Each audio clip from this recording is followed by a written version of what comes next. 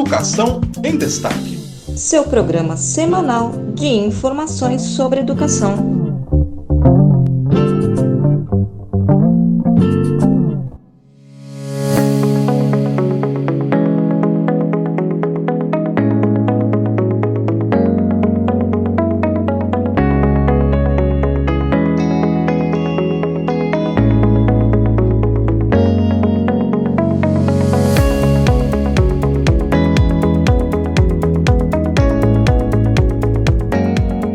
A apresentação do presente projeto de lei está relacionada à verdadeira revolução que as tecnologias digitais estão provocando em nossa sociedade, que foram evidenciadas de forma explícita pela pandemia do Covid-19 em todos os setores da atividade humana e particularmente na educação. As crianças hoje nascem, crescem e vivem em um mundo onde as tecnologias digitais são onipresentes. A quarta revolução industrial, marcada pela difusão das tecnologias digitais, afeta todos os aspectos da vida humana, da saúde ao comércio, das interações sociais à forma como as pessoas trabalham. Os sistemas educacionais não são menos afetados, não apenas porque a tecnologia pode impactar a forma como a educação é oferecida, mas também porque a educação tem um papel a desempenhar na preparação dos jovens para um mundo movido pela tecnologia. Além disso, como a pesquisa mostrou há muito tempo, crescer na era digital não torna os chamados nativos digitais inerentemente competentes e confiantes com as tecnologias digitais. Essa é uma constatação ali do relatório da Comissão Europeia de 2014, que mostrou a necessidade de que os estudantes tenham acesso a uma formação para o uso das tecnologias digitais. Pesquisas indicam que, de fato, o uso da tecnologia é em grande parte restrito às atividades de lazer não escolares, enquanto o envolvimento com a tecnologia para fins educacionais na escola fica para trás. Este é um trecho da justificação do PL 4513 de 2020 da deputada Ângela Amin, que institui a Política Nacional de Educação Digital e insere dispositivos no artigo 4º da Lei 9.394 de 1996, a LDB. Olá, eu sou Francisco Domingos e este é o podcast Educação em Destaque, o seu programa semanal de informações sobre educação direto de Brasília. No programa de hoje você vai ficar sabendo que a Câmara aprovou o projeto que institui a Política Nacional de Educação Digital. Nós vamos detalhar essa iniciativa ouvindo a autora do projeto, a deputada Ângela Amin. E vai ficar sabendo também que a carta publicada pela Faculdade de Direito da USP em defesa da democracia e do Estado de Direito já reúne mais de 700 mil assinaturas. Então é isso aí, fica com a gente porque está começando Educação em Destaque.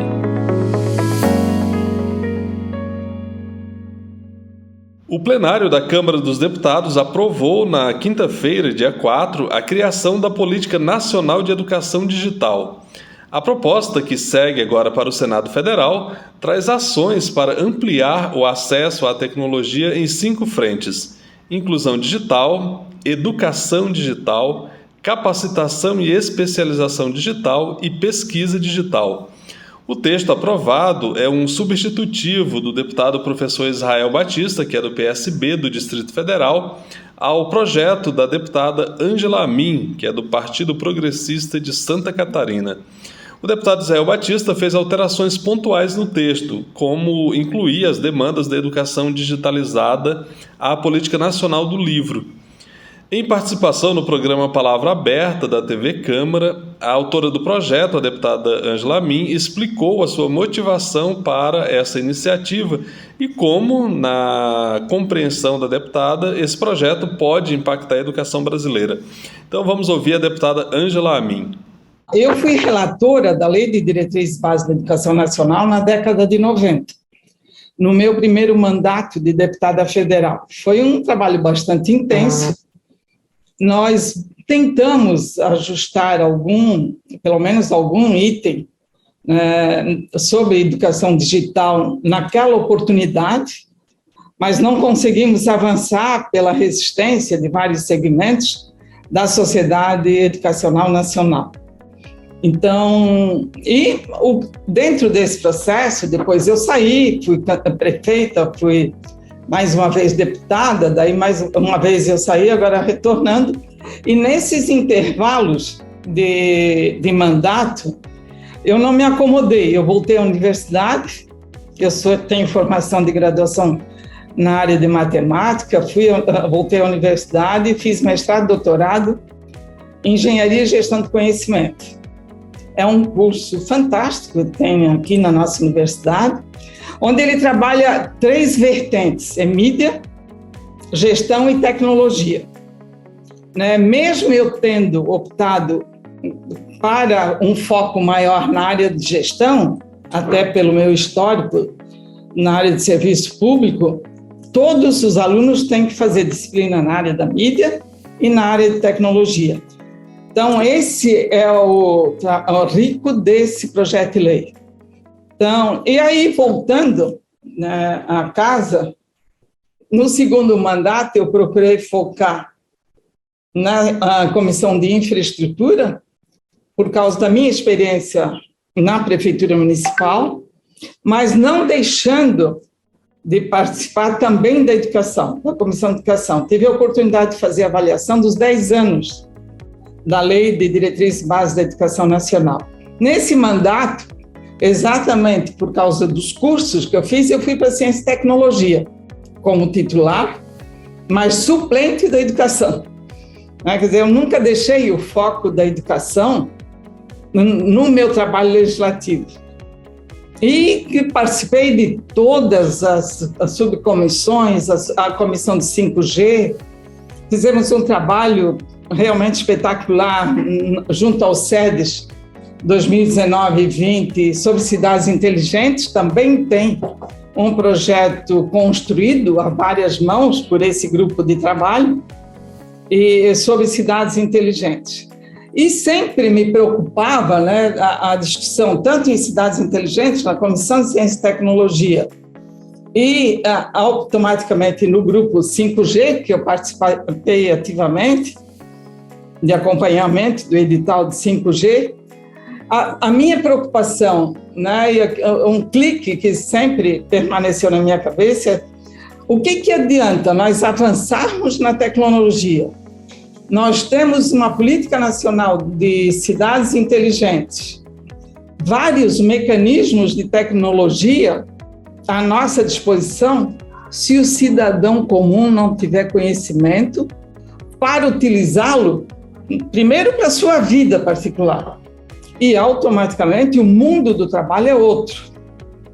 Então, aí, em várias discussões, participando, inclusive com o grupo de professores da universidade, onde eu fiz esse curso de mestrado e doutorado, aí decidimos construir esse projeto de lei. Foi a várias mãos, ouvindo vários segmentos. Eu tenho participado de pelo menos 4 lives desde o período em que esse projeto veio a ser discutido de uma forma mais ampla na Câmara dos Deputados, colocando a preocupação de como nós vamos melhorar a vida do cidadão e evitando a exclusão com conhecimento. Nós estivemos agora no mês de março, em Barcelona, é a segunda vez que nós vamos, no Congresso sobre 5G. E lá já se fala em 6G.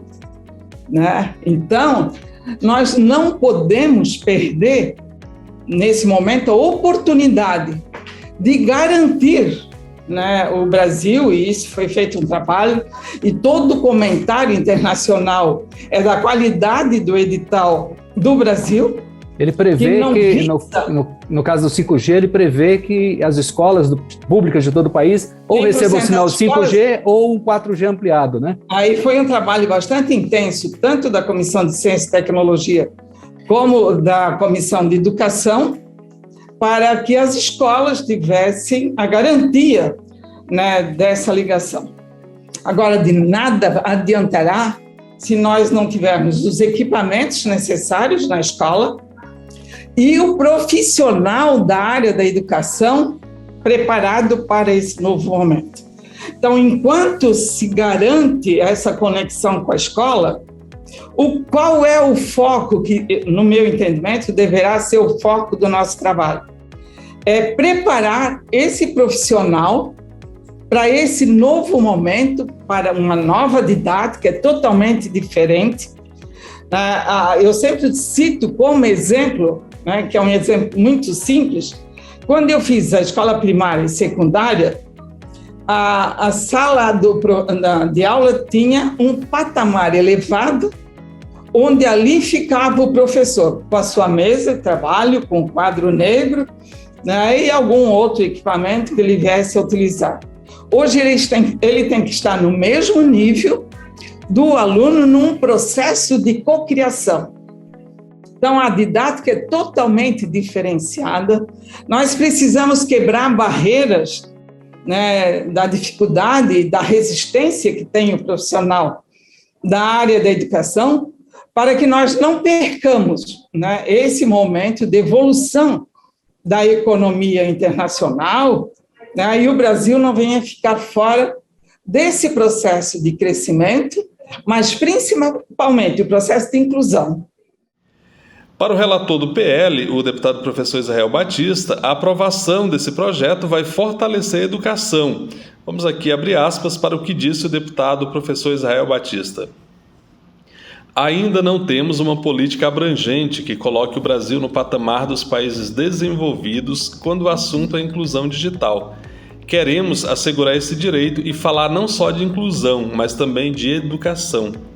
Essa é uma temática que precisa ser incluída nos currículos das escolas para que nossos alunos desenvolvam as competências necessárias para lidar com as tecnologias de informação e comunicação. A inclusão digital permite o acesso à educação, ao trabalho e à democracia. Fecha aspas. O texto estabelece que a Política Nacional de Educação Digital será regulamentada pelo Poder Executivo Federal e deverá estar prevista no Plano Nacional, Plurianual e nas leis orçamentárias. Como eu disse lá no início, essa proposta se estrutura em 5 eixos voltados para a inclusão digital da população brasileira. Garantir a educação digital nas escolas, ações de capacitação no mercado de trabalho e incentivo à inovação, pesquisa e desenvolvimento. E a proposta segue para apreciação no Senado. Nós vamos continuar acompanhando essa tramitação, porque esse projeto é muito importante e vamos atualizando sempre que tivermos informações novas sobre esse tema por aqui. Divulgada no dia 26 de julho no site da Universidade de São Paulo, a Carta às Brasileiras e aos Brasileiros em Defesa do Estado Democrático de Direito já reúne mais de 700 mil assinaturas até a tarde desta quinta-feira, dia 4 de agosto. No dia 26 de julho, a Universidade de São Paulo, mais precisamente ali a Faculdade de Direito da Universidade de São Paulo, disponibilizou no seu site uma carta intitulada Carta às Brasileiras e aos Brasileiros em Defesa do Estado Democrático de Direito. Essa carta, a produção desse texto se deu após aquela reunião do presidente Jair Bolsonaro com embaixadores ali no Palácio da Alvorada, onde mais uma vez ele fez o Brasil passar vergonha diante do mundo, porque nunca se imaginou em qualquer lugar do mundo um presidente que reúne com embaixadores para falar mal do próprio país. No caso aqui, o foco dos ataques do presidente é o sistema eleitoral brasileiro.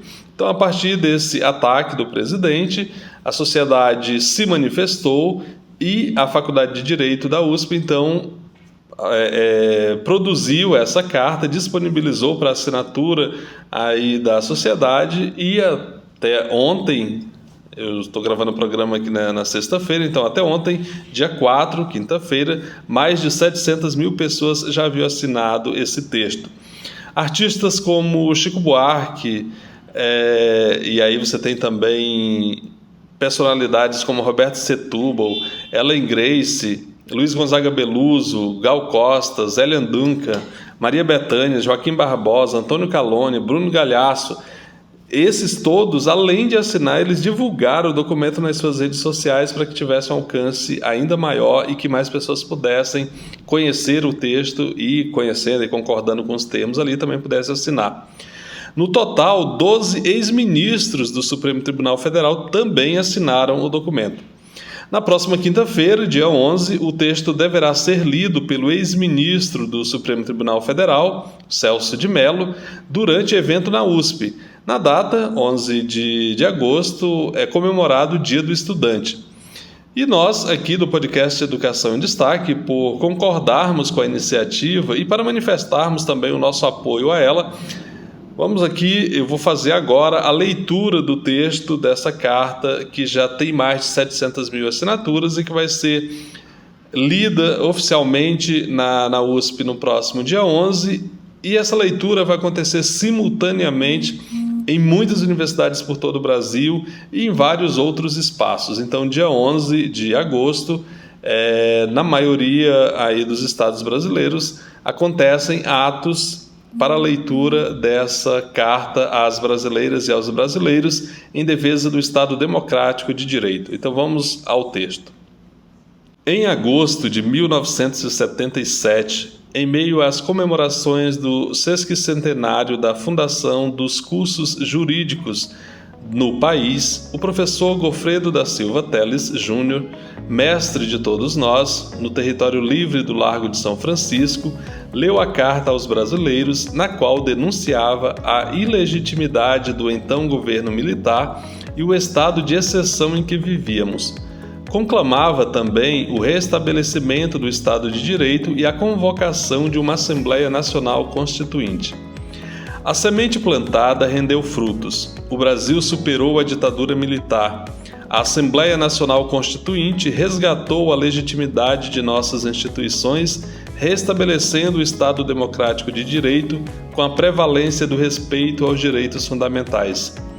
Temos os poderes da República, o Executivo, o Legislativo e o Judiciário, todos independentes, autônomos e com o compromisso de respeitar e zelar pela observância do Pacto Maior, a Constituição Federal. Sob o manto da Constituição Federal de 1988, prestes a completar seu 34º aniversário, passamos por eleições livres e periódicas, nas quais o debate político sobre os projetos para o país sempre foi democrático, cabendo a decisão final à soberania popular. A lição de Gofredo está estampada em nossa Constituição, abre aspas, todo poder emana do povo, que o exerce por meio de seus representantes eleitos ou diretamente nos termos desta Constituição, fecha aspas. Nossas eleições, com o processo eletrônico de apuração, têm servido de exemplo no mundo. Tivemos várias alternâncias de poder com respeito aos resultados das urnas e transição republicana de governo. As urnas eletrônicas revelaram-se seguras e confiáveis, assim como a justiça eleitoral.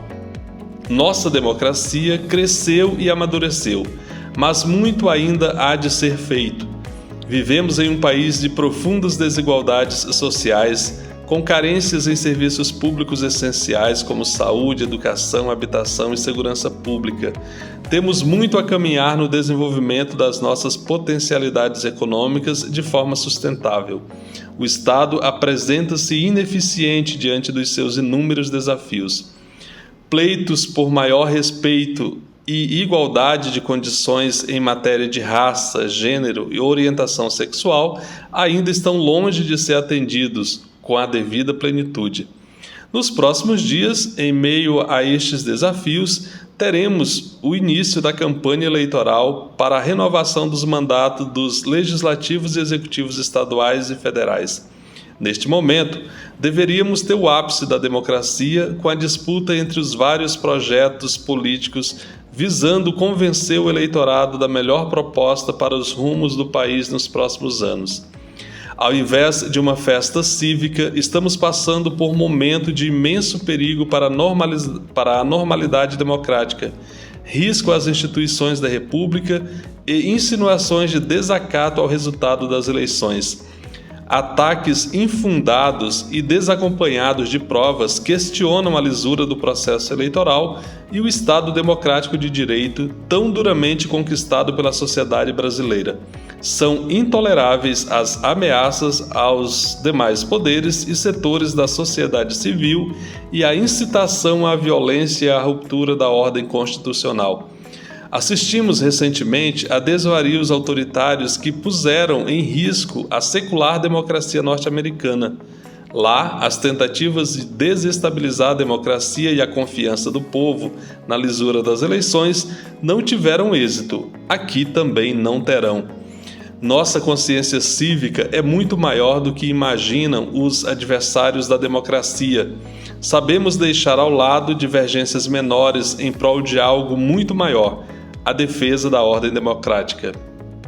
Imbuídos do espírito cívico que lastreou a Carta aos Brasileiros de 1977 e reunidos no mesmo território livre do Largo de São Francisco, independentemente da preferência eleitoral ou partidária de cada um, clamamos às brasileiras e brasileiros a ficarem alertas na defesa da democracia e do respeito ao resultado das eleições. No Brasil atual não há mais espaço para retrocessos autoritários. Ditadura e tortura pertencem ao passado. A solução dos imensos desafios da sociedade brasileira passa necessariamente pelo respeito ao resultado das eleições. Em vigília cívica contra as tentativas de rupturas, bradamos de forma uníssona: Estado democrático de direito sempre.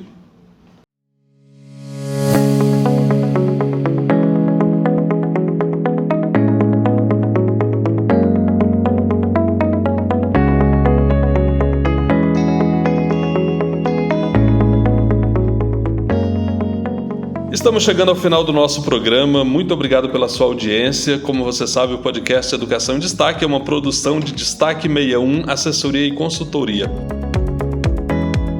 E o podcast Educação em Destaque é feito com muita dedicação para você que valoriza conteúdo de qualidade, mas ele não seria possível sem o apoio dos nossos parceiros. Falo aqui do Sindicato Nacional dos Técnicos de Nível Superior das IFES, o ATENS Sindicato Nacional, da ADURGS Sindical, que é o Sindicato Intermunicipal dos Professores de Instituições Federais de Ensino Superior do Rio Grande do Sul. Falo do Sindicato dos Docentes das Instituições Federais de Ensino Superior dos municípios de Ananindeua, Abaetetuba, Belém, Bragança e Cametá, o Sindiproifes Pará. E também da Casa Saberes, Apoio Multidisciplinar. Você também pode apoiar este podcast. Procure por Educação em Destaque no Instagram, onde o nosso perfil é o educacão.destaque. Segue a gente por lá. E também estamos no Facebook e no YouTube. No YouTube você pode se inscrever no canal Educação em Destaque, acionar o sininho ali para ser informado sempre que a gente subir conteúdo novo por aqui, o que acontece sempre às sextas-feiras. E você pode nos ajudar também divulgando esse conteúdo aí nas suas redes sociais, nos seus grupos de WhatsApp, de Telegram, e aí o nosso conteúdo vai cada vez mais longe aí por meio dessa sua contribuição. Eu fico por aqui, espero você na próxima semana, a gente se encontra, grande abraço, até lá!